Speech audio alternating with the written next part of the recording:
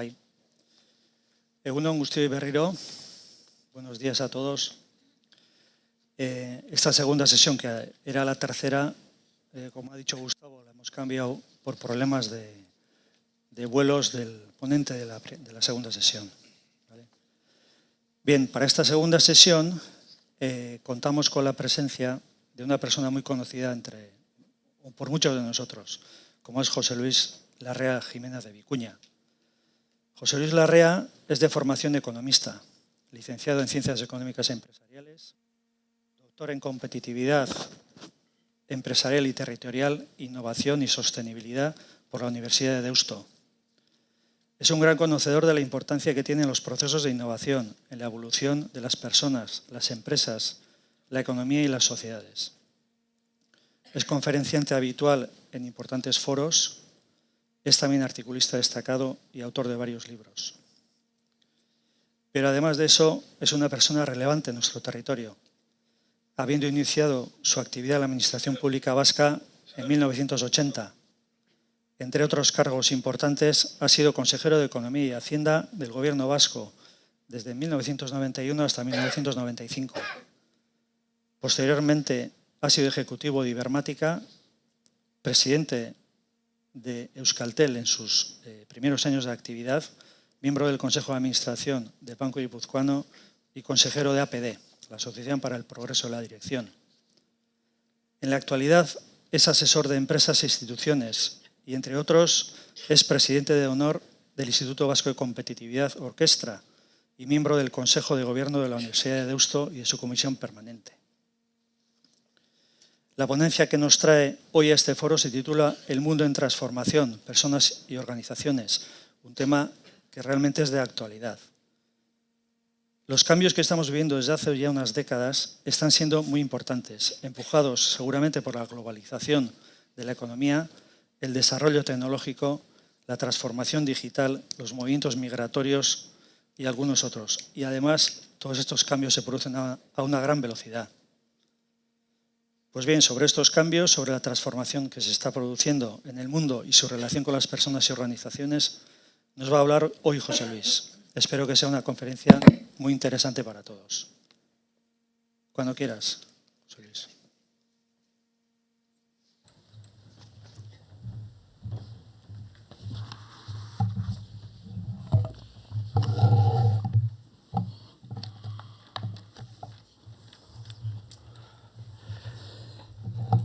Agintariok, Jaun-Andreok, lagunok, egun on danori, eta eskerrik asko etortzeagatik. Muchas gracias, Andoni. Cuando va uno cumpliendo años, pide cada vez con más fuerza que por favor no lean el currículum. Pero Andoni, aunque ha hecho un esfuerzo, parece inevitable, ¿no? Yo quiero agradecer al Colegio Vasco de Economistas, al Registro de Economistas y Auditores y al Instituto de Censores Jurados de Cuentas la oportunidad de poder compartir. Os voy a tutear, con todo el respeto, pero os voy a tutear y luego en el coloquio os pediría lo mismo también. De poder compartir con todos vosotros pues una serie de reflexiones, ¿no? Yo vengo con más preguntas que con respuestas, ¿vale? O sea, avanzo, ¿eh? Yo vengo con más preguntas que con respuestas. Y me parece que la gracia del mundo en el que estamos es pensar en nuevas preguntas, además de en respuestas, pensar en nuevas preguntas. Algo de esto vamos a ir viendo a lo largo de la intervención que voy a hacer. Ha resultado inevitable que me acordase de mis primeros contactos con Álvaro y con el mundo de los auditores, ¿no? Un poco.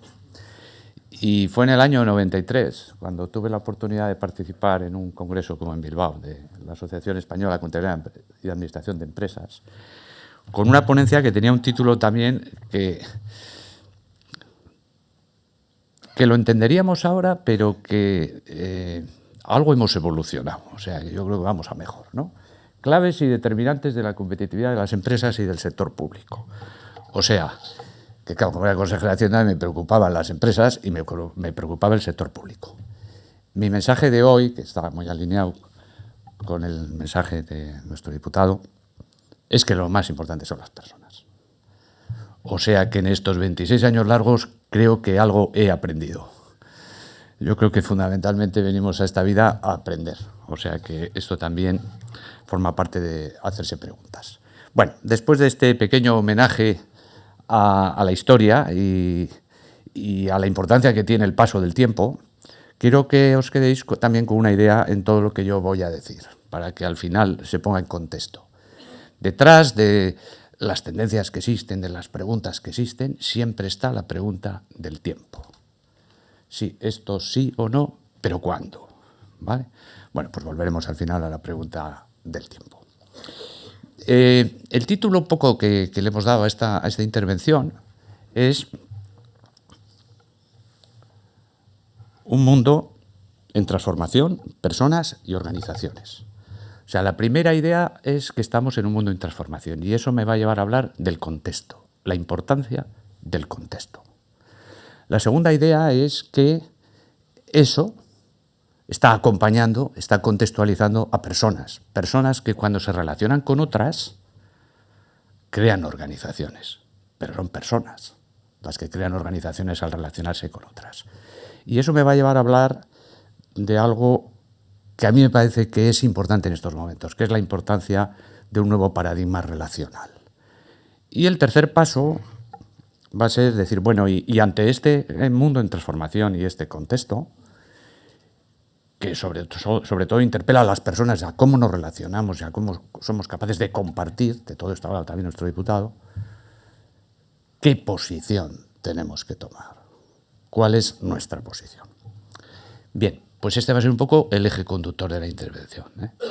Contexto, paradigma relacional, que son personas y organizaciones, o sea, personas y relaciones, y la posición, cómo nos posicionamos como personas y cómo nos posicionamos como organizaciones. Y vamos a empezar con una pequeña historia. Esto se titula Una noche en la campiña y están Sherlock Holmes y Watson. Tras una buena cena y una buena botella de vino, esto es como hay que ir a la campiña, ¿no?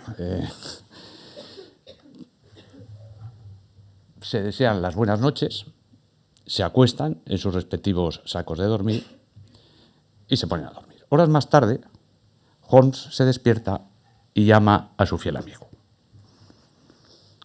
Y le dice, Watson, mire al cielo y dígame qué ve. Watson, un poco, ahí está más espabilado de lo que debería de estar, ¿eh? Dice, pues vaya pregunta, pues veo millones y millones de estrellas. Ya, ¿y eso qué le indica, querido Watson? Preguntas. Watson duda un minuto y plenamente decidido a impresionar a su amigo con sus dotes deductivas, le contesta. Pues desde un punto de vista astronómico me indica que existen millones de galaxias y potencialmente, por lo tanto, billones de planetas.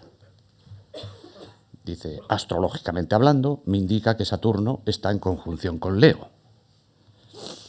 Cronológicamente deduzco que son aproximadamente las 3:15 de la madrugada. Él va tomando confianza, ¿no? Va tomando confianza. Meteorológicamente intuyo que mañana tendremos un hermoso y soleado día. Y a usted, ya se ha venido arriba, ¿qué le indica, pues, mi querido Sherlock Holmes? Y Holmes, tras un corto silencio, le dice, ¿qué me indica, querido Watson? Que nos han robado la tienda de campaña. O sea, que antes de empezar a responder preguntas y a empezar a hacer análisis y cosas, y bueno, esto vosotros sabéis mucho más que yo, y mirar y las sumas, ya está. Bueno, vamos a ver, ¿cuál es la pregunta? Antes de empezar a responder, ¿cuál es la verdadera pregunta? Ojo, que las más de las veces nos metemos en el ajo y no nos hemos enterado de que lo que ha pasado es que nos han robado la tienda de campaña. Así que, primera conclusión, una adecuada identificación del contexto resulta absolutamente capital en todo lo que hagamos. Bien, el contexto tiene muchos matices, tiene muchas miradas, tiene muchas maneras de acercarnos a él. Yo voy a recorrer algunos de los elementos del contexto, un contexto muy general, que me parecen relevantes. A mí me parecen relevantes. Yo creo que os tiene que parecer relevantes a todos, pero seguramente hay cosas que ahí no están y que a cada uno tiene que valorar si es relevante para él o para su organización. y habrá cosas que igual ahí están y que igual no son tan relevantes. Lo importante es reflexionar sobre ese contexto. De los aspectos que podríamos analizar y que vamos a recorrer de una manera muy rápida, primero, estamos en una época de cambio y transformación. Otro elemento clave es la globalización, el desarrollo tecnológico que nos lleva a la transformación digital, el desafío de la automatización. Voy a dedicar esto un poquito más de tiempo porque es una cosa que sé que es una cosa que preocupa. Son otras de las tendencias fundamentales. El diálogo a nivel de planeta, es decir, la relación entre el planeta, las personas y las relaciones, lo global, es otro elemento absolutamente clave que hay que tener en cuenta. Los aspectos demográficos, la demanda de seguridad, la energía, el medio ambiente, la competitividad, como decía el diputado, la competitividad, y todo esto, ¿qué interpela, cómo interpela la competitividad? ¿Qué pasa con la innovación y el emprendimiento? Ya nos hemos olvidado de la innovación. El emprendimiento todavía no, porque queda bien, pero ya nos hemos olvidado de la innovación. ¿Qué pasa con el conocimiento y el aprendizaje? ¿Qué ocurre entonces en las empresas y con la dimensión social de la empresa? ¿Cómo va a impactar o está impactando ya las relaciones sociolaborales? ¿Y qué cambio de paradigma, en mi opinión, hay detrás de todo esto? ¿Qué cambio se está produciendo? ¿Y qué dificultades tenemos para que ese cambio lo podamos enfrentar con naturalidad? Bueno, como no he visto a nadie sacar fotos y tal, será que ya estáis avisados que vais a tener toda la presentación a vuestra disposición o que no llama la atención nada de lo que hasta ahora estoy diciendo, ¿vale? Pero bueno, si alguno tiene interés en quedarse con algo de esto, lo vais a tener a vuestra disposición, ¿de acuerdo? Bueno, vamos a recorrer entonces un poco estas tendencias generales, estas tendencias que yo creo ayudan a contextualizar lo que nosotros luego tenemos que hacer y cómo nos tenemos que posicionar, ¿no? La primera, cada una de ellas daría para una conferencia, o sea que vamos a ir como muy al tiro, dicen los chilenos, ¿no? Vamos a ir rapidito, ¿eh? Es que estamos en un mundo en cambio y transformación. La palabra ahora cada vez que creo yo que se va a poner de moda y me parece bien, pero no me gustaría que pasase como con la innovación, que se puso de moda y luego no se sabía muy bien de qué estábamos hablando, es transformación. Yo creo que efectivamente estamos en un mundo en transformación. Y es un mundo en cambio. Y tenemos una sensación de que esto va muy rápido. Claro, Heráclito de Éfeso, ya 500 años antes de Cristo, decía que el cambio es lo único inmutable en el mundo. O sea, que debía estar también muy agobiado con esto del cambio. O sea, que todo es relativo. Pero bueno, sí es verdad que a cada uno nos toca vivir el tiempo que nos toca vivir. Y lo que sí es importante pensar es que seguramente las preguntas fundamentales a las que nos tenemos que enfrentar son aquellas a las que se enfrentaba Heráclito de Éfeso. Lo que pasa es que, hombre, 2000 y pico años después, igual podemos aportar una mirada un poquito más ilustrada, un poquito más evolucionada, ¿no? Pero esta sensación de cambio, de que todo cambia y que va a seguir cambiando, es un tema absolutamente fundamental. Otro de los elementos claves es todo el debate de la globalización. Yo no voy a entrar en el detalle. Esto se puso muy de moda en los años... torno a 90, la década de los 90, ¿no? 95. Claro, entonces pasó lo de... bueno, algunos sois muy jóvenes, si os acordáis, claro. Lo de la telefonía móvil y pasó lo de Internet. Y aquello cambió el mundo. Y la globalización y todas las charlas antes de esto, antes de hablar de la sociedad de la información, todas las charlas hablaban de globalización. Si estuviésemos en el año 95, esta charla sería sobre globalización, seguramente, ¿vale? Globalización. De pronto el mundo se nos amplió. Y hay un montón de preguntas que estaban entonces sobre la mesa y que curiosamente siguen estando, ¿no? El equilibrio entre lo global y lo local. La idea de un discurso de globalización llevado al límite era un discurso de totalización. Es decir, aquí la empresa es global, es total, lo hace todo. Los grandes monopolios. Era un discurso curiosamente más monopolizador que otra cosa.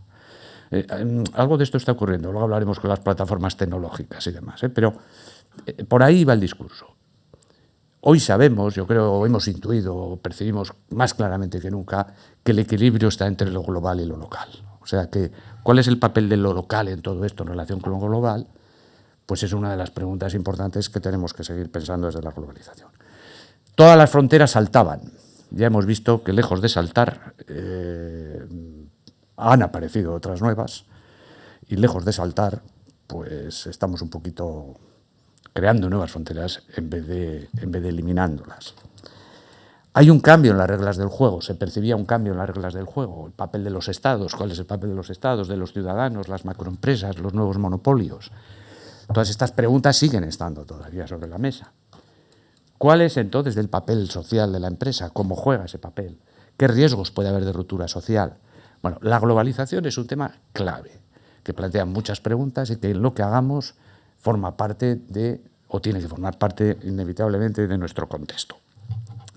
Otra tendencia clave son las tecnologías. La tecnología tiene un tremendo potencial transformador. Esto lo vivimos de manera más clara, año 95, Internet, telefonía móvil, la sociedad de la información. O sea, la charla del año 98-99 no hubiese sido de globalización, hubiese sido la revolución de la sociedad de la información. Bien, ¿qué ocurría? Que las TICs tienen un potencial transformador tremendo. Tenían un potencial transformador y lo estamos viendo, el potencial tremendo que tenían. Pero hay otras tecnologías que ya estamos viendo cada vez más la importancia que tienen, como es la tecnología de materiales avanzados, la nanotecnología, la biotecnología, las tecnologías de las energías limpias y las tecnologías de las ciencias cognitivas, que están llamadas a jugar un papel capital, que ya lo están jugando, pero van a jugar todavía más. Y además tienen la característica de que entre ellas se alimentan y se integran, con lo cual su poder de transformación es muchísimo mayor. El siguiente elemento de preocupación, este es como muy actual ya, ¿no? Lo de la transformación digital, ¿no? El siguiente elemento de preocupación o de ocupación viene por unas tendencias claras en la cual hay unos elementos fundamentales: la conectividad de todos con todos, redes y de todo con todo, la accesibilidad, la movilidad, la capacidad de integrar y manejar datos y la velocidad. Estas características del entorno son absolutamente también determinantes en el día a día de lo que hacemos y en lo que está pasando. Y esto pone de relieve un elemento que también tenemos sobre la mesa, que es las plataformas tecnológicas. El Internet de las cosas. Jeremy Rifkin define el Internet de las cosas como una nueva plataforma que integra tres Internets. El Internet de las comunicaciones, que es normalmente el que nos quedamos cuando hablamos del Internet de las cosas. El Internet de la logística y el transporte y el Internet de la energía. O sea, comunicaciones, logística y transporte y energía. En palabras de Rifkin, esto es el Internet de las cosas y todo está íntimamente relacionado, y esto genera lo que Rifkin denomina la tercera revolución industrial. Y esto da lugar a unas plataformas basadas más en las comunicaciones que en lo que eran las plataformas clásicas de producción y de distribución. Y entonces nos aparecen los Amazon, los Google, los Apple, y no sabemos muy bien, sabemos cómo empezaron y no sabemos muy bien cómo van a acabar. Y aparecen otra vez un montón de preguntas.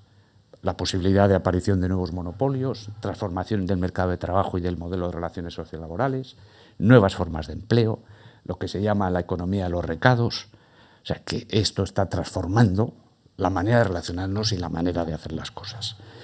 Y detrás de estas plataformas aparece otra palabra que ahora es clave, que son los algoritmos. Ahora hay que hablar de los algoritmos. Un algoritmo es un conjunto ordenado y finito de operaciones que permiten hallar la solución de un problema. O sea, lo que hacéis, o lo que hemos hecho casi todos en nuestras profesiones y que vosotros lo hacéis estupendamente. Algoritmos. Lo que pasa es que, claro, el tipo de algoritmos y las tecnologías que aplicamos para usar esos algoritmos van evolucionando. Y entonces nos encontramos con ese Internet de las cosas, que lo que hace es arrojarnos gran cantidad de datos, porque como está constantemente capturando información, nos pone un montón de datos encima de la mesa.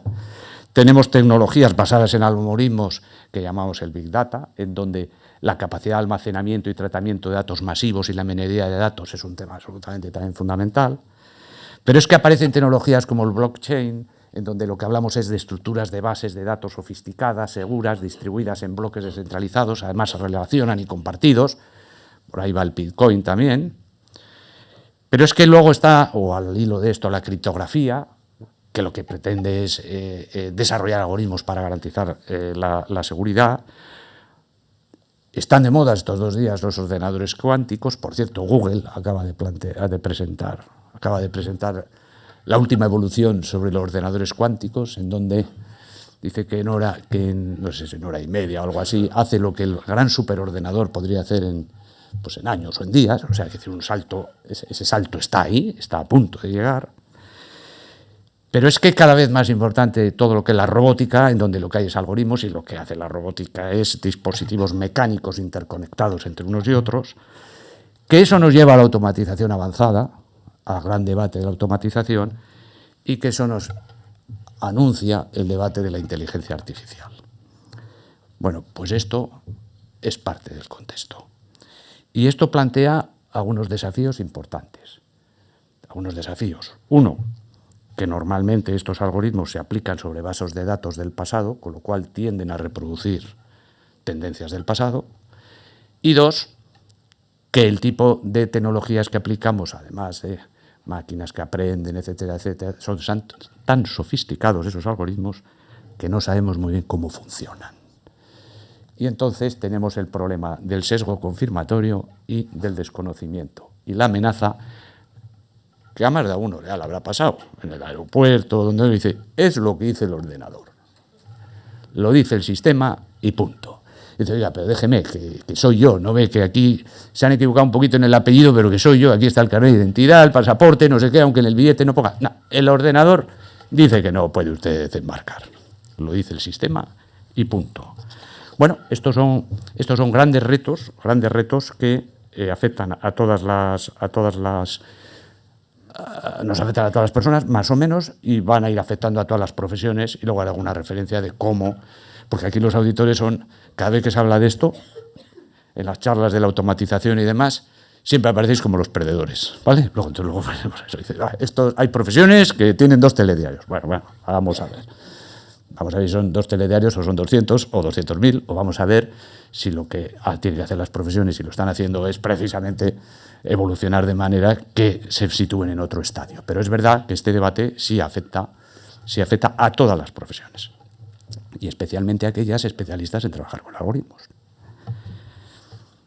Claro, tampoco la solución puede ser romper las máquinas o los ordenadores. Esto es lo que ya pasó en Inglaterra, ¿no? En el siglo XIX, cuando empiezan a instalar las máquinas ante los telares y demás. Esto es un movimiento que se llama la rebelión ludita, que coge el nombre de un señor que se llama Ned Lunlap, que le llamaban el rompemáquinas. Es decir, que para ir en contra de aquello que iba a ocurrir, pues hubo un movimiento de rebelión de destrucción de máquinas. Bueno, pues el problema no son las máquinas, el problema es cómo nosotros somos capaces de adaptarnos y de conseguir efectivamente que lo que hagamos se ponga a disposición nuestra y no en contra nuestra. Sobre esto hay una visión bastante negativa, ¿no?, de qué va a pasar, la automatización, la fábrica con la luz apagada, el último trabajador, etcétera, etcétera. Y pues también podemos apuntarnos a una visión más optimista. Nicholas Carr tiene un libro muy interesante, lo tenéis ahí en la referencia, se llama Atrapados, habla sobre esto, y dice, hombre, desplegada con inteligencia, la automatización puede relevarnos de trabajos esclavizantes y espolearnos hacia empeños más excitantes y satisfactorios. O sea que vamos a ver la parte positiva de todo esto. Keynes, que también era muy optimista, que es el primero que dijo, bueno, cuidado que esto viene por aquí, y que desarrolla en los años 1930, el concepto de desempleo tecnológico, decía, hombre, en 100 años, el tiempo, hacia 2030, ¿no?, es posible que el progreso haya liberado a la humanidad de la lucha por la subsistencia y la propulse a su destino y felicidad económica. Un poco no acertado en los años, estamos un poco lejos, pero estaba dando también la visión optimista de decir, hombre, esto no tiene por qué ser malo, sino podría ser bueno, debiera de ser bueno. Y los que vamos a hacer que sea bueno o sea malo somos las personas. De todo esto va un poco los grandes debates de la transformación digital y cómo afecta al trabajo, al empleo, a la manera de ver las profesiones y demás. Luego volveré un poquito al final, en la última reflexión, sobre esto. Hay otros elementos de las tendencias generales que yo creo que son claves para cualquier profesional, para cualquier persona, para cualquier profesional y para cualquier organización, ¿no? La dimensión planetaria, que tiene que ver con la globalización, nos lleva claramente a otra tendencia fundamental que está alineada con el compromiso con el planeta, los objetivos de desarrollo sostenible, la necesidad de que los diálogos no solo se muevan a nivel local, sino también a nivel global, y en definitiva que este es un tema que cada vez lo tenemos ya en todas las agendas, pero cada vez lo vamos a ver con mayor profundidad. Otro aspecto íntimamente también relacionado con el anterior son los aspectos demográficos. La demografía, por cierto, la demografía son personas. La demografía es clave en cualquier análisis que hagamos. Aquí siempre hay una contradicción, en casi todas las cosas importantes suele ocurrir entre el corto y el largo plazo. Es decir, nosotros tenemos claro a largo plazo lo que va a pasar con los movimientos demográficos, pero sin embargo a corto plazo no tomamos las medidas que tengamos que tomar. Sabemos desde hace décadas y décadas y décadas que tenemos un problema con el índice de fecundidad, que tenemos un problema de renovación de la sociedad vasca, por no decir, nosotros especialmente, sabemos que tenemos el problema en los años 80 o 70, pero tampoco hemos tomado de verdad medidas para cortarlo. Entonces, este tipo de problemas, los graves, que le pasa también a los objetivos de desarrollo sostenible y demás, y al medio ambiente, pues son muy de tener claro que eso no puede ser, pero oye, mira, pues a ver si el siguiente toma la decisión, ¿no? Esta es una llamada importante a toda la sociedad, no solo a los poderes públicos, sino a toda la sociedad, de que ese compromiso con el largo plazo pasa con un compromiso con hacer cosas a corto plazo también, ¿no? El envejecimiento de la población y las nuevas necesidades, la intensificación de los procesos y movimientos migratorios, el auge de las ciudades, el papel relevante de la mujer y el diálogo intergeneracional, ¿no? El tema de las ciudades es un tema clave, ¿eh? Para 2050... la ONU estima que 2/3 de la población vivirá en grandes ciudades. O sea, cada vez que se hacen análisis de este tipo, el papel de las ciudades, en todos los sentidos, juega un papel determinante del contexto, muy, muy importante. Y uno de los temas que a mí más me preocupa es el del diálogo intergeneracional. Y creo que algo nos hemos perdido. Yo creo que algo nos hemos perdido. No hemos sabido ceder el poder a la gente joven cuando lo teníamos que haber cedido. Lo digo como generación de una cierta edad. No lo hemos sabido hacer bien. Hemos acaparado demasiado el poder institucional, el empresarial, etc. No es fácil ceder el poder, ¿eh? Creo que en esto hemos fallado. Y entonces nos encontramos con que puede haber unos problemas de garantía de relevo generacional, ¿no? Y por otro lado, luego viene la venganza, ¿no? Que es, porque los problemas que no se resuelven tienen su parte de venganza, que es, bueno, no habéis soltado el poder, 65 años, obsolescencia programada, fuera, quítate de en medio que no sirves para nada. O sea que tenemos un problema de diálogo intergeneracional clarísimo entre los jóvenes y los mayores. Yo creo que este es un tema capital. Esto Max Planck, el famoso investigador, lo resolvía cuando le preguntaban ¿cómo avanza la ciencia? ¿Cómo avanza la ciencia? Y decía, pues de funeral en funeral. ¿Qué quiere decir? Pues que los viejos no dejamos a la gente joven que tiene para adelante hasta que no la palmamos, pues no vienen los siguientes a...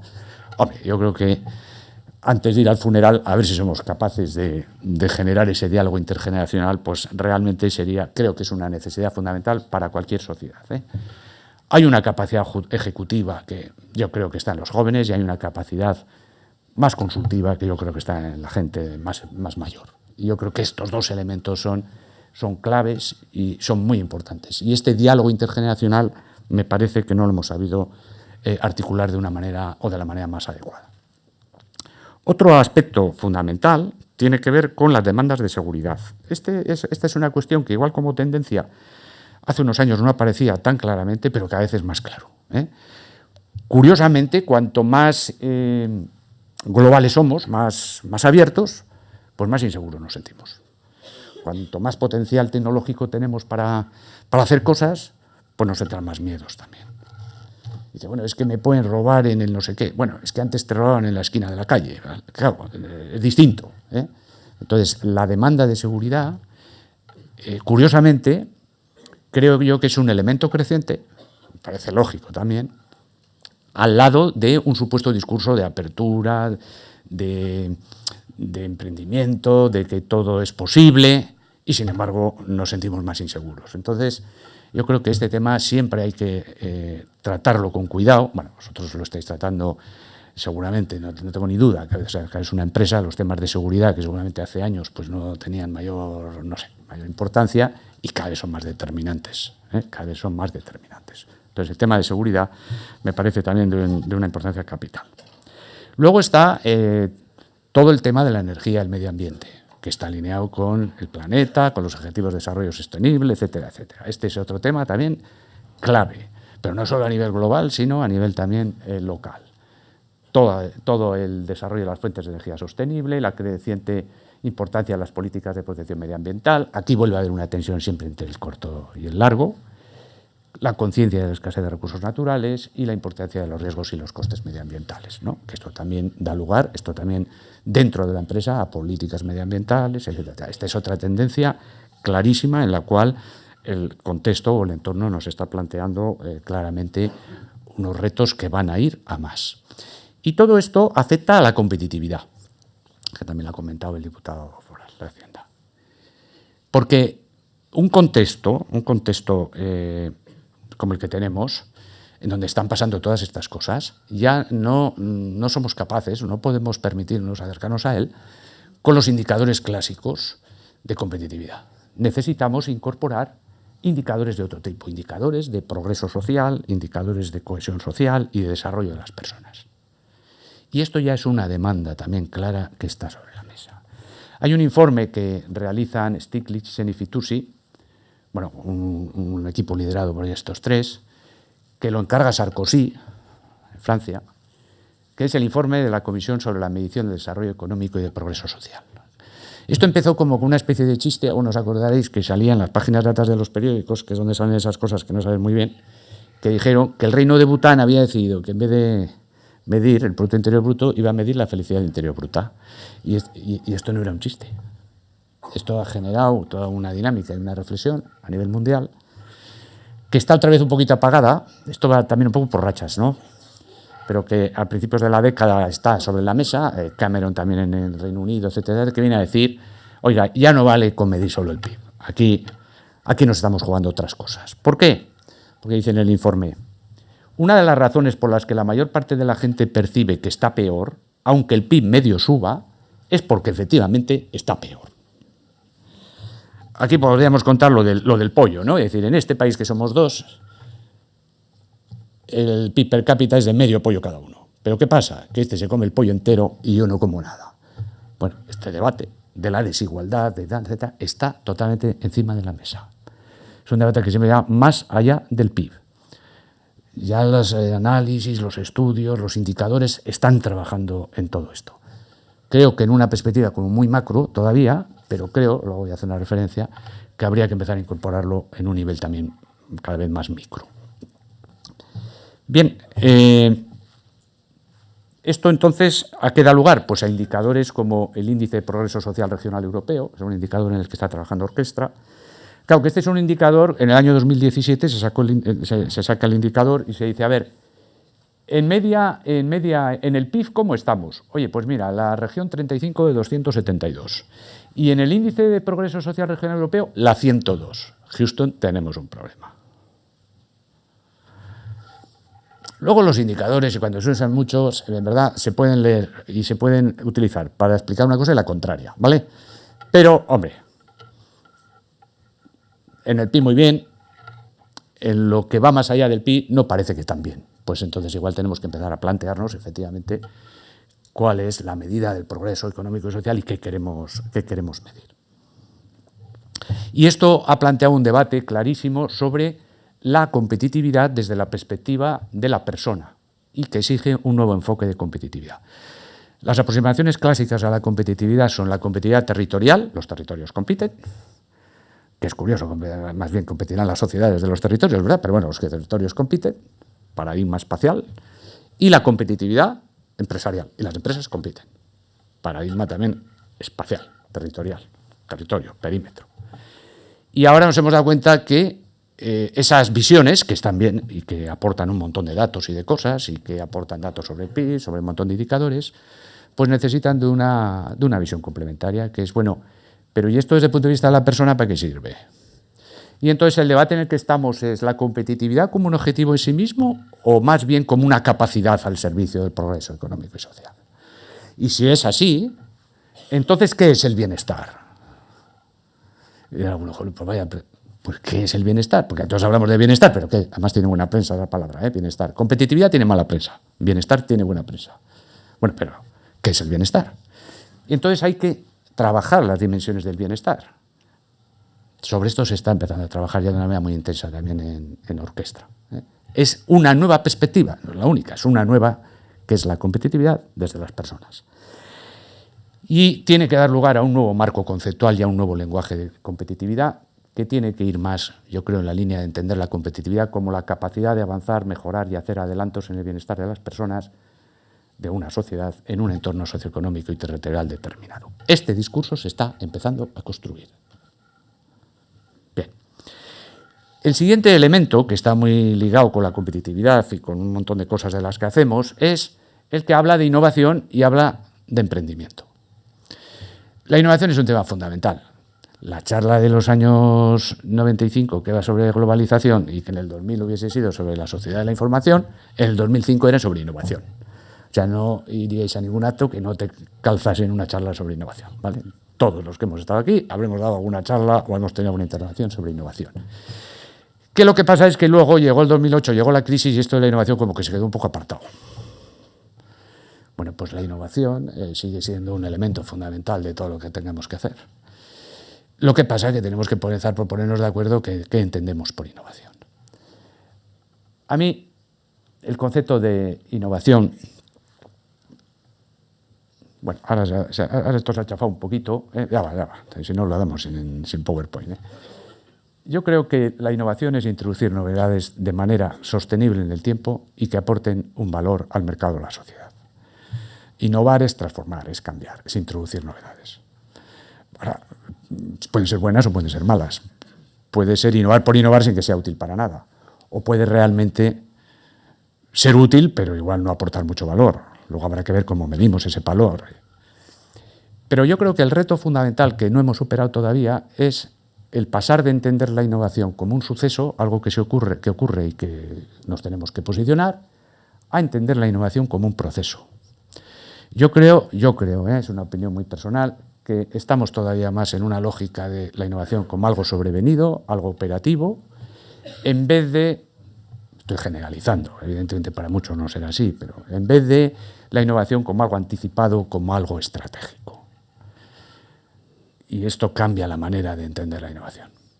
Ahora se ha puesto muy de moda, otra de las palabras que se ha puesto muy de moda es la de resiliencia, que es lo de la capacidad de aguantar el golpe y sostenerse. Esto está muy bien, pero, hombre, es un poco pesimista.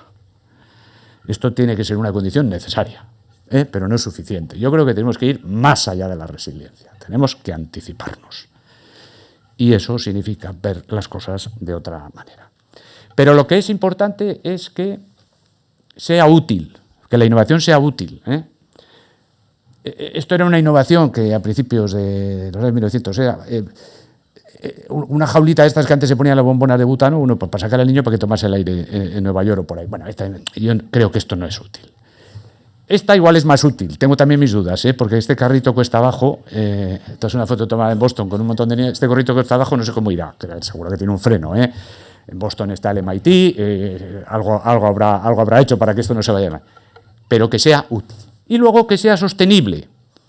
Esta es la bombilla centenaria. Es una bombilla que está en un parque de bomberos en Estados Unidos. Podéis entrar con la webcam y veis cómo está la bombilla allí. Que lleva funcionando desde 1901. Esto es una innovación sostenible. Desde 1901. Cuidado que con el tema de las bombillas, al que le gusten estos temas, está todo el debate de la obsolescencia programada, que ahora se ha vuelto a abrir. Las bombillas, cuando empezaron a funcionar, duraban un montón de tiempo, hasta que los fabricantes de bombillas se pusieron de acuerdo para programar la obsolescencia de las bombillas. Esto es público. Entonces, esto de la obsolescencia programada y la tecnología también tiene muchas derivadas, ¿de acuerdo? Que sea, entonces, sostenible. Y luego está lo del emprendedor, que esta palabra sí que sigue aguantando en el debate del tiempo, ¿no? Esto también es una palabra que da glamour, lo del emprendedor. Yo creo que el emprendedor es el principal agente de innovación. Yo creo que si innovar es cambiar las cosas, el emprendedor es aquel que es capaz de introducir novedades. Pero a mí me gustaría que introduzca novedades de manera sostenible en el tiempo y que además sean útiles y aporten valor. Y entonces estamos muy condicionados por el mito del emprendedor guay, que es alguien muy joven, incluso no tiene formación universitaria porque se aburría en clase, es muy tecnológico, especulativo, crece muy rápido, por cuenta propia, y eso es un tipo de emprendedor. Pero claro, si no tienes una startup y además no das un pelotazo, pues eres un desgraciado, desde el punto de vista del emprendimiento, ¿no? Hombre, yo creo que el debate del emprendimiento va mucho más allá. No estaríamos aquí, no hubiésemos construido empresas, no estaríais en las compañías en las que estáis si no fueseis emprendedores.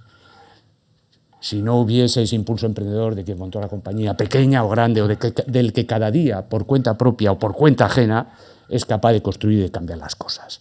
O sea, que el debate del emprendedor lo tenemos que sacar del emprendedor guay, ahí está bien, y llevarlo realmente a un debate muchísimo más general, en donde todo el tema del intraemprendimiento, de cómo tenemos que hacer las cosas, es absolutamente clave y determinante.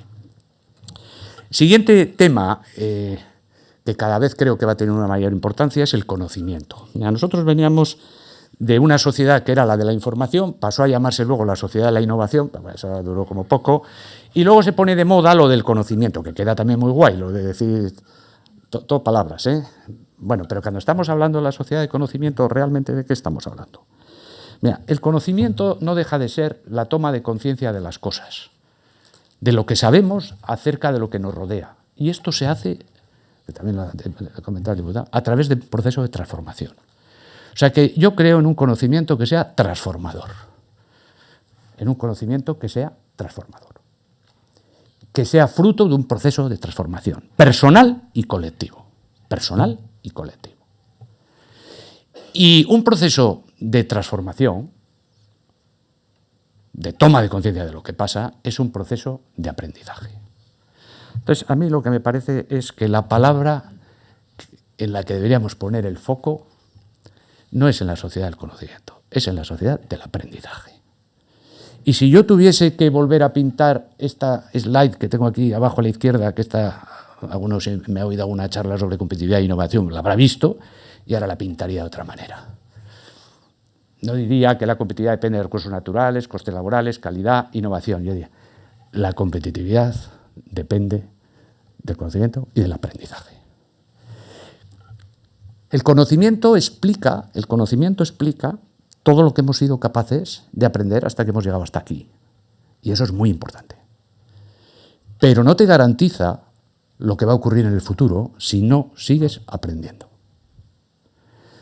Esto, a ver, porque muchas veces, ¿esto cómo lo resolvemos? Oye, traemos a alguien que tenga conocimiento, lo del talento, lo ponemos aquí y ya está. Bueno, la ventaja que te daba el conocimiento competitiva hace años, que podía ser de 1 año, 2 años, 3 años, ahora es de días o es de meses.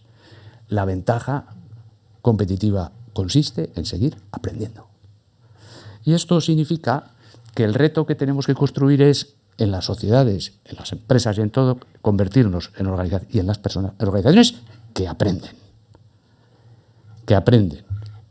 Ojo que esto se dice fácil, pero luego no es tan fácil de hacer. Aquí hay otro debate. Esta es el triángulo clásico de cómo de los datos se pasa a información. Esta lo habéis utilizado también más de una vez, de la información al conocimiento, y luego llega la sabiduría, ¿no? Que esto ya es el estadio más. Ahora el debate está, desde la tecnología, el debate está en que se le da vuelta a la pirámide y que en la cúspide aparezcan los datos. Y esto está dando lugar a una nueva tendencia que se llama el dataísmo, a la que se refiere el Yuval Noah Harari. Este ya lo conoceréis, alguno escribió Homo sapiens, Homo Deus, está muy bien este libro, y dice: el dataísmo invierte la pirámide tradicional de conocimiento.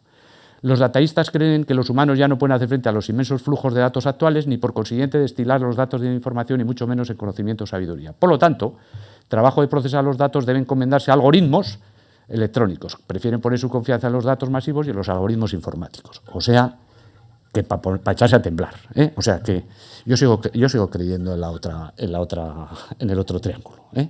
Pero bueno, ahí está este debate, donde te ponen a los datos que estaba ahí como la base, esto no sirve para nada, te los da la vuelta y dice, no, si con los algoritmos estos son los que te van a decir lo que tienes que hacer, ¿no? un gran debate para el futuro. Siguiente tema es la dimensión social de la empresa. Esto es otra movida, eso también tiene también su gracia, de los principios de los 2000, se pone en marcha lo de, bueno, pues lo de la empresa sostenible, y se hacen unas definiciones preciosas de lo que tiene que ser la empresa sostenible, aquella que crea valor económico, medioambiental, social a corto y largo plazo, contribuye de esta forma al aumento del bienestar y al auténtico progreso de las generaciones presentes y futuras, tanto en su entorno inmediato como en el planeta en general. O sea, de color bien. Lo de flotar no está tan claro, ¿vale? Pero esto es lo que decía, lo que está en la base de todo el movimiento de la responsabilidad social corporativa, ¿no? Los valores de la sostenibilidad, de la visión a largo plazo, la diversidad y demás.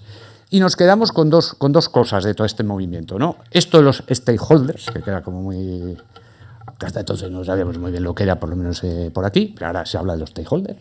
Y lo de la responsabilidad social corporativa, que esto sí que lo se ha ido incorporando. Yo creo que más como una manera de salvar esto vosotros sabéis mucho más que yo, porque auditáis también estas cosas, ¿no? Mucho más como una manera de salvar el compromiso que como algo realmente sentido, ¿eh? Pero ahí también habrá matices, como en todas las cosas. Y ahora lo que viene, ahora lo que se lleva, o lo que se va a llevar es hablar de impacto social. Ya lo del RSC, los que se nos queda como un poco atrás, ahora impacto social. Yo creo que esto está lleno también de contenido, porque eso está ligado con el bienestar inclusivo y sostenible, y yo sí creo que esto, si fuese en serio, debería llevarnos a revisitar el concepto de empresa y a ver la empresa desde la perspectiva de la persona y el bienestar. Y desde esa perspectiva, si hiciésemos un cierto paralelismo con lo que ha pasado con la competitividad territorial, que ha ido más allá del PIB y está buscando nuevos indicadores, pues yo creo que en la empresa deberíamos ir también, no digo que eso no, pero más allá de las ventas, de los resultados, de los balances y los salarios y empezar a buscar otros indicadores. Aquí tenéis un campo precioso para decir por dónde hay que empezar a trabajar estos temas, aparte de ver que cuadren las cuentas, o sea, por dónde tiene que ir más allá del PIB, dónde tiene que ir esto cuando hablemos de organizaciones. Otra tendencia clave que está muy afectada por todo esto son el modelo de relaciones sociolaborales. No voy a insistir, voy a ir un poquito más rápido. Evidentemente todo esto está cambiando. La virtualización del trabajo, el impacto de la automatización del empleo, la necesidad de aprendizaje permanente, la competitividad de los costes laborales, el acceso de los jóvenes y la mujer, el impacto de los procesos migratorios. Vamos a ver. O cambiamos el modelo de relaciones sociolaborales o esto no va a funcionar. Seguimos un modelo anclado, no sé si en el siglo XIX, finales del XIX, ¿no? Aquí vamos a decirlo así, obreros, patronos, no sé qué, muga, trinchera y tal. Y esto, el mundo va por otro lado. El mundo está cambiando por otro lado, porque el mundo, esto es importante, está transitando de un paradigma espacial a un paradigma territorial, a un paradigma relacional. Está transitando. La manera que tenemos la gente de una cierta edad de ver el mundo, pero eso luego lo proyectamos en modelos, en formas de hacer y demás, es espacial, territorial, de mugas, de marcar territorio, de departamentos. Y el mundo en el que estamos, con la velocidad a la que cambia, cómo funciona, es relacional. Cada vez son más importantes que las trincheras, son más importantes las relaciones. Un paradigma espacial pone el foco en estructuras, el relacional en las relaciones. Un paradigma espacial va a construir barreras en vez de relaciones, delimita compartimentos en vez de nodos, genera burocracia en vez de creatividad, tiende a generar mediocridad porque todo va a la media, que va mucho mejor, en vez de dinamismo y conocimiento, es siempre la mirada hacia adentro la que se impone en vez de la mirada hacia afuera. La lógica es de sistemas propietarios, esto pasa en la informática también, ¿eh? Pero esto en la nube, oye, en la nube, ¿pero dónde está la nube? O sea, sistemas propietarios frente a sistemas compartidos, una economía más individualizada frente a una economía colaborativa y una aproximación que siempre es muy lineal, A, B, C, D, a una aproximación mucho más interconectada y mucho más nodal. Esto es un cambio mental de coco que yo creo que es clave para que podamos enfrentarnos a las nuevas situaciones. Bueno, y tenemos algunas dificultades para enfrentar este escenario. La primera, los prejuicios, los sesgos confirmatorios y las profecías que se autocumplen. Simplemente voy a poner una frase de Bertrand Russell que dice: todo hombre, toda persona, ¿verdad?, donde quiera que va, está rodeado por una nube de convicciones reconfortantes que se mueven con él como las moscas en un día de verano. Bueno, prejuicios. Robert Marx, que es este señor que tenéis aquí abajo, emplea la palabra eurocentrismo para referirse que todos los análisis que hacemos de contexto son pensando que Europa está en el centro. En el siglo XIII Europa casi ni estaba en ninguna esquina. Donde se movía el mundo, curiosamente era por aquí, por China y por India. O sea, que no es que hayan aparecido ahora, es que estaban hace un montón de siglos. La siguiente dificultad que tenemos es la trampa de la superficialidad, ¿eh? Queremos las cosas rapiditas, que no cueste y inmediato. Y entonces, evidentemente, pues esto lleva a unas situaciones complejas. Nicolás Carr, que tiene otro libro que habla sobre todos estos problemas, se llama Superficial, y dice: con sus constantes distracciones e interrupciones, la red nos está convirtiendo en pensadores dispersos y superficiales. Ojo con esa dificultad también. Que empleamos la palabra, las fake news, o sea, ya da igual, dices esto, pero no pasa nada, luego digo lo contrario y tampoco ha pasado nada. No, pues ya ha pasado, o sea, se ha dicho esto y luego no puedes decir lo contrario, ¿no? O si lo dices tendrás que explicarte. La siguiente es el encanto embriagador de las burbujas. Esto tiene que ver con la ambición, las burbujas tecnológicas y demás. Este señor, Charles Mackay, tiene un libro muy bonito, es del siglo XIX, este señor, sobre delirios multitudinarios, muy bonito. Y esto de las burbujas no es un invento nuevo. Esto empezó en 1711 en el Reino Unido, una cosa que se llamó la burbuja del Mar del Sur, y allí definieron qué eran las burbujas. Dicen: empresas que estaban levantadas por hábiles granujas, después seguidas por multitud de tontos anhelantes, y al final resultaban ser en efecto lo que la denominación vulgar dice de ellos: burbujas y cháchara vacía. Un ejemplo de burbuja real de aquella época es una compañía que se creó para desarrollar un asunto muy ventajoso, pero que nadie debe saber en qué consiste, y suscribió todas las acciones. Eso es una buena definición de burbuja. Bueno, desde los años 1700. La siguiente es la exaltación de la estupidez. Aquí el maestro es Cipolla. Cipolla es un economista que murió en el año 2000 y que tiene una frase que dice: una persona estúpida es una persona que causa daño a otra persona o grupo de personas sin obtener al mismo tiempo un provecho para sí o incluso obteniendo un perjuicio. Este libro es precioso, Las leyes de la estupidez humana, ¿vale? 17 páginas, 17. O sea, estúpidos, que con tal de fastidiar al otro se fastidian ellos. A que se nos ocurren un montón de ejemplos. Pues así nos va. Y luego viene la dictadura de la mediocridad, que yo creo que es otro de los peligros que tenemos. Y aquí también Bertrand Russell dice: el mundo está lleno de ignorantes completamente seguros de todo e inteligentes llenos de dudas. Pues es que esto de hacerse preguntas tiene mala prensa. Tiene mucha mejor prensa las respuestas, ¿no? Yo no sé si soy inteligente o soy ignorante, no lo sé. Yo soy bastante ignorante. Pero la verdad es que estamos rodeados de mucha ignorancia. Entonces, por lo menos, tener la humildad de decir: bueno, de esto sé o de esto no sé, y decir: bueno, pues tengo dudas, ¿no? Porque es que, en fin, pero los ignorantes no tienen ninguna duda, o sea, no hay ningún problema. Bien. Bueno, pues con todo esto, el contexto, estos son los elementos del contexto. Y este contexto, fundamentalmente, lo que está diciendo de una manera bastante continuada es que en el fondo de todo están las personas. Y que el paradigma ya no es espacial territorial, dónde tengo yo mi departamento, dónde tal, cómo cierro la trinchera, es relacional. Y las que se relacionan son personas. A título personal o en un rol de representantes, es decir, pero cuando habla la empresa tal, habla la persona de la empresa tal. Son las personas. Y esto es paradigma relacional. Esto exige una nueva mirada porque el protagonista es la persona, pero la persona no es un ente abstracto solitario, siempre está en relación con otras. Y entonces, cuando se relaciona con otras, construye organizaciones. O sea que persona y organización son algo que están íntimamente relacionados. Y se relacionan las personas para compartir algo. Este es un tema que ahora a mí me pone mucho, lo del compartir. Porque es el problema de la cooperación o de la colaboración o todo esto que sale, que enseguida decimos: es que lo que hay es cooperar, es que hay que colaborar, es que hay que no sé qué. Bueno, pero vamos a ver, ¿de qué estamos hablando? Y es un tema que no está resuelto tampoco, por qué se coopera, por qué no se coopera y demás, ¿no? Pero a mí me parece que para compartir, que es relacionarse con otros para hacer algo, habría que fijarse en tres cosas cuando vamos a compartir. ¿Cuál es el marco de referencia, si lo compartimos o no? El modelo que los valores que tenemos, el modelo económico de referencia. En la empresa, pues no sé cómo entendemos la empresa, cómo entendemos las relaciones, etcétera, etcétera. ¿Cuál es el propósito del compartir? O sea, ¿de qué estamos hablando? ¿Que compartir para qué? ¿Para hacer un proyecto? ¿Para hacer una empresa? ¿Para hacer qué? ¿Para ir a tomar unos vinos? ¿Para qué? ¿Y cuál es el lenguaje? Si queremos compartir para construir algo juntos, ¿qué lenguaje hablamos? Pues tiene que ser un lenguaje compartido también.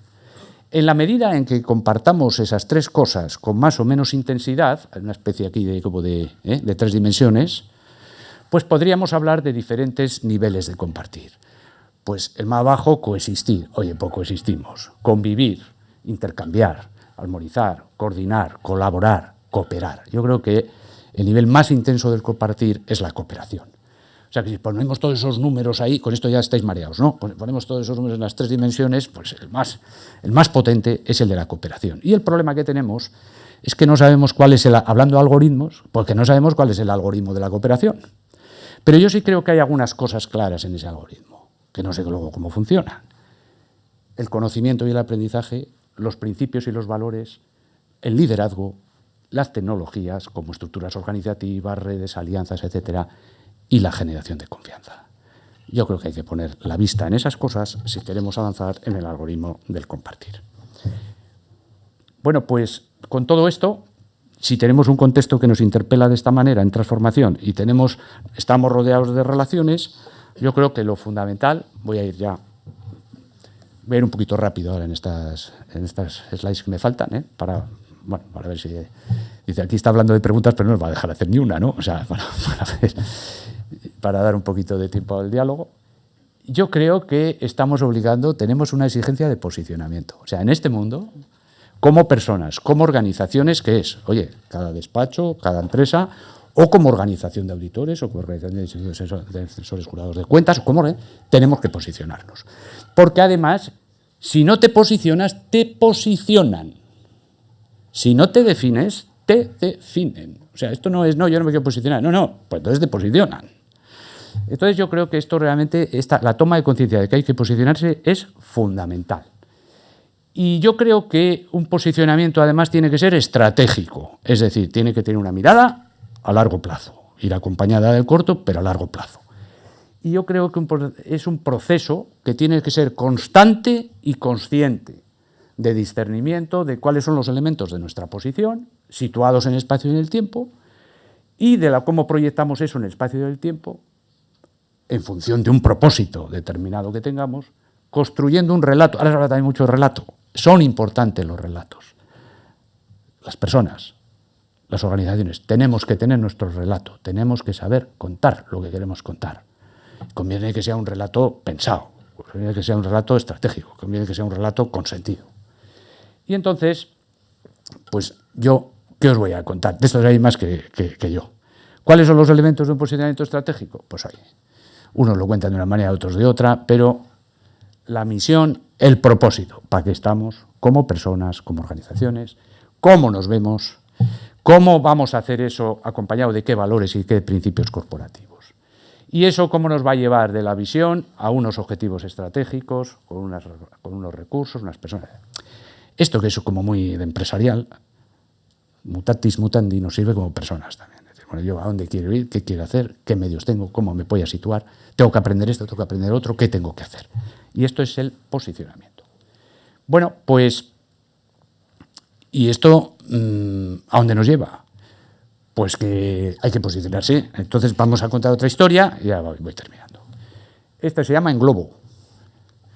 Entonces, una mañana también muy tempranera, dos caballeros de la Inglaterra victoriana comienzan un viaje en globo y la travesía se desarrolla de un modo muy apacible hasta que se encuentran con un banco de niebla.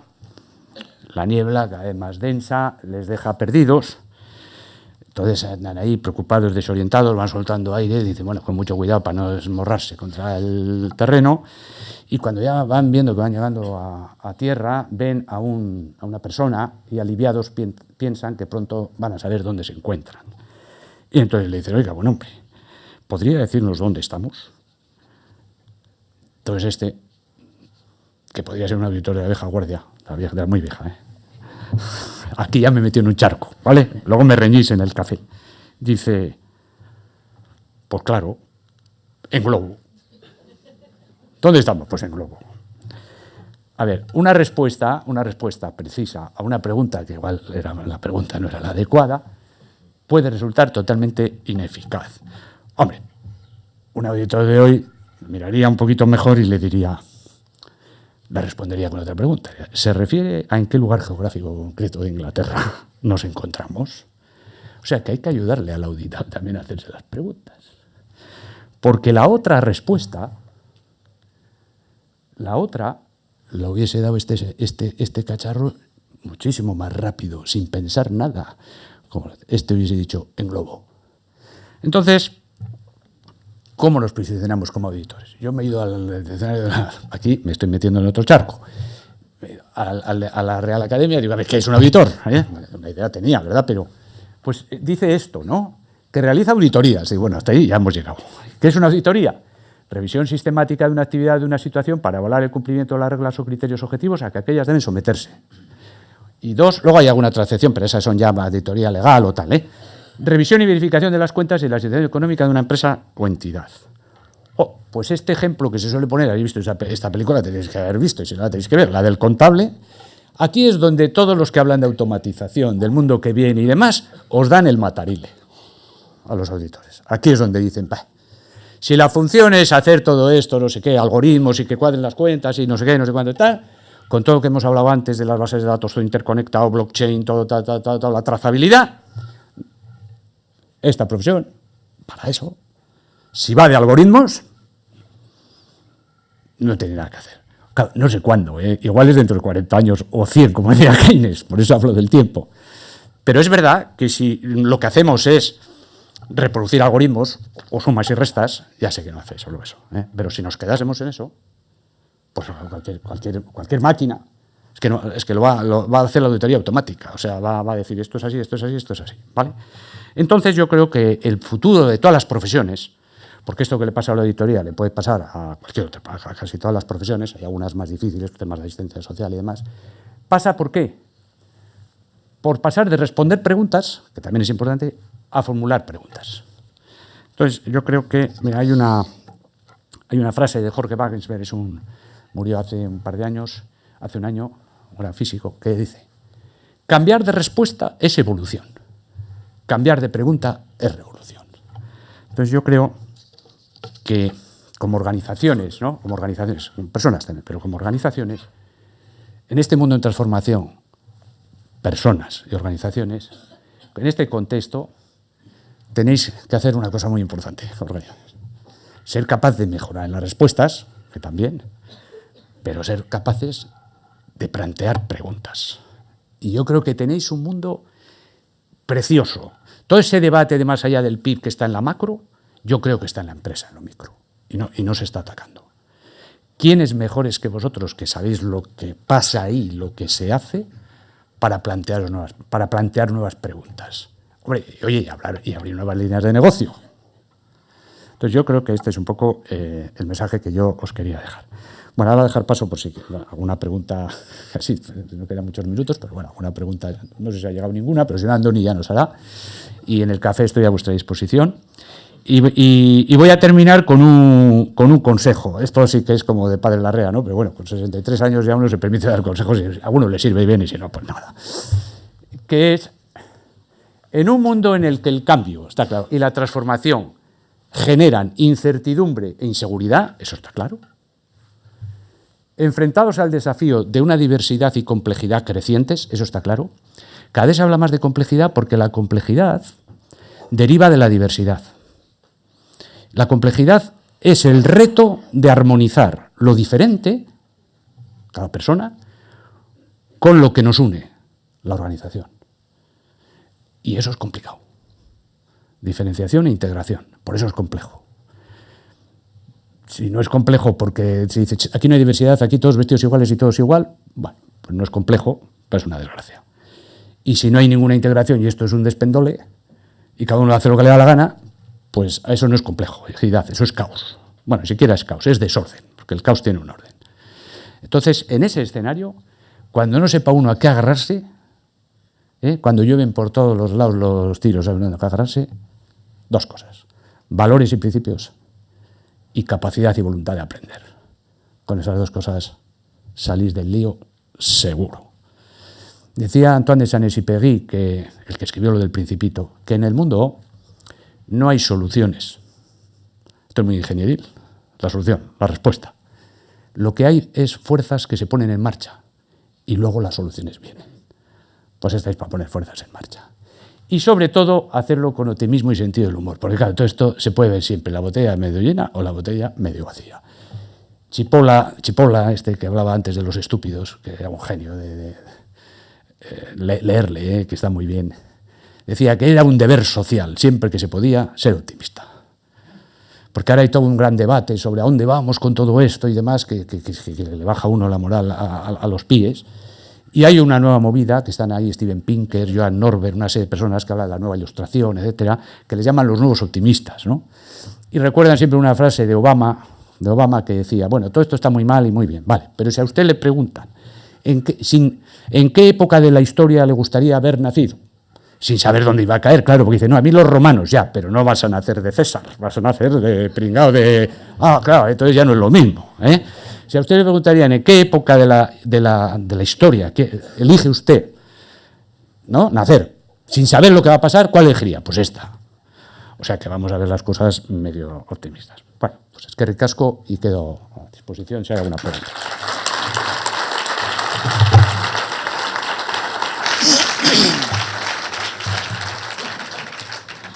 Eskerrik asko, José Luis, por tu brillante exposición. Abrimos un breve turno de preguntas.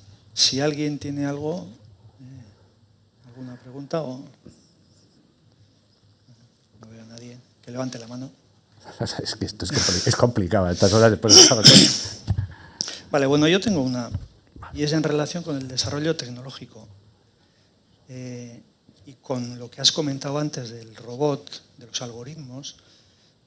Hoy en día en el mundo de la auditoría hay programas que te analizan toda la contabilidad y que realizan tareas de forma automática, algunas tareas, ¿no? De cara a futuro también se está hablando de que la robótica también entrará en el mundo de la auditoría.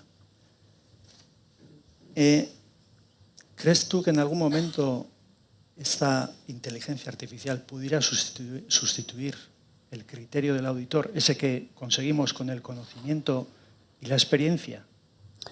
Este es el debate de la inteligencia artificial, ¿no? Sí. Yo no soy un experto, o sea, leo todo lo que puedo porque me preocupa, no como auditor, pero me preocupa, es un tema clave, ¿no? Hay los expertos que saben de esto, lo que no hablan de inteligencia, hablan de automatización avanzada. Es decir, claro, si leéis a Harari o al otro, y cuando te habla del Homo Deus y te dice de dónde viene, en realidad las personas, en realidad el mundo está movido por dos tipos de algoritmos informáticos y algoritmos biogenéticos, bioquímicos. Entonces las personas no somos personas, ni tenemos alma, ni tenemos nada, somos puros algoritmos bioquímicos y punto, y se acabó. Te pones así ya te entra la depre, ¿vale? El gran debate que se está planteando, yo me apunto más, pero igual es porque soy de los nuevos optimistas, al de que esto es automatización avanzada. Entonces la automatización avanzada puede llegar muy, muy lejos, pero no sustituir al criterio de las personas. Lo que pasa que es verdad que si no se controla puede acabar con lo dice el sistema y punto. Es decir, que montemos unos sistemas tan sofisticados que luego no sepamos cómo han funcionado, ¿no? Yo creo que siempre va a haber un camino. Es que si no ya ríete tú de Terminator y demás, ¿no? O sea, es decir, soy optimista, siempre va a haber un camino para la persona. El debate entonces ahora que se está hablando mucho en estos temas es cómo se va a relacionar la persona con la máquina, ¿eh? O sea, un poco la derivada más, no sé si es uno de quedarse en medio, yo creo que no, es, bueno, bien, están las máquinas, están los robots, está automatizado, o sea, tú no puedes, efectivamente, pero yo creo que esto ya lo estáis haciendo, no puedes pensar que tu valor añadido está en que cuadre la suma. Hombre, yo no soy auditor, pero cuando me tocaba hacer algo parecido y decía, lo primero que hacía, miraba la suma y hacía, porque eso sí me había enseñado en el colegio desde muy crío, a sumar muy rápido. Y decía, no cuadra, venga, para atrás fuera, ¿no? Esto va a cuadrar todo. Igual no vamos a saber ni cómo. Pero la capacidad de hacer preguntas al que está en el globo y le dice, oye, vamos a ver, ¿que dónde estás? Y dice, en globo. Entonces, espera un poco.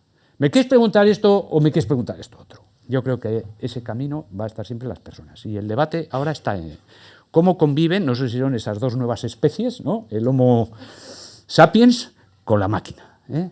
Yo creo que... Pero no soy... a todo esto he empezado yo diciendo lo del tiempo, ¿no? Dice, oye, algunos dicen, en 10 años ya han desaparecido todas las profesiones. Vamos a ver, cuidado.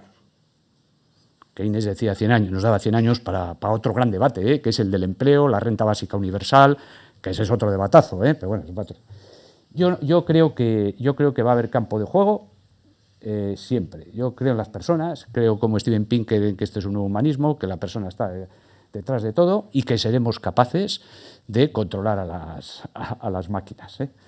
Pero hombre, tampoco...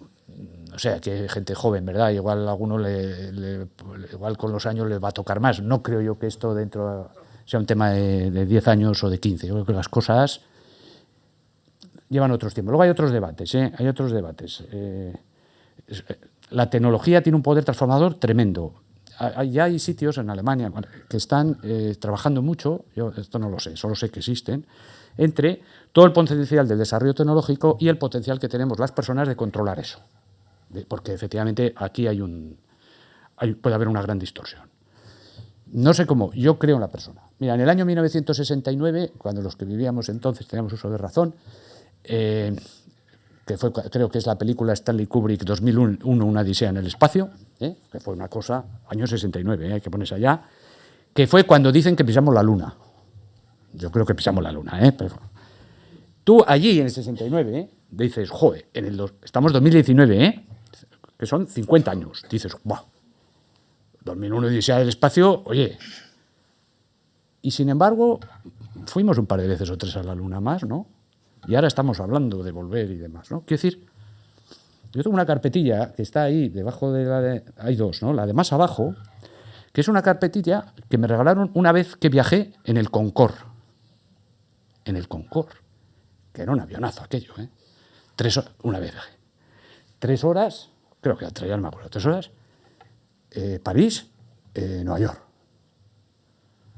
Y luego, que si se falla, que si no falla, que si no sé qué, fijaos dónde está. O sea, aquí hay un diálogo que lo tenemos que llevar las personas. Y yo creo que, más allá de lo general, en lo que esto sirva para cada uno, en su trabajo, en la profesión que tenéis y demás, yo creo que los más capacitados para hacer que las organizaciones empiecen a preguntarse otras cosas y a medir otras cosas sois vosotros. Porque sabéis muy bien cómo hay que responder a las preguntas que ya están planteadas. Sabéis muy bien. Luego, la segunda parte de la reunión, ¿no?, que vienen las autoridades, os dirán además cómo tenéis que ajustar eso, ¿no?, seguramente, ¿no? O regular, ¿no?, porque vais a hablar de regulación. Vale. Eso es condición necesaria, eso hay que saberlo muy bien. Ahora, haceros preguntas, hacerles que se hagan preguntas. Casco, José Luis. Si no hay más preguntas, pues pasamos ya directamente al café. Hasta la siguiente.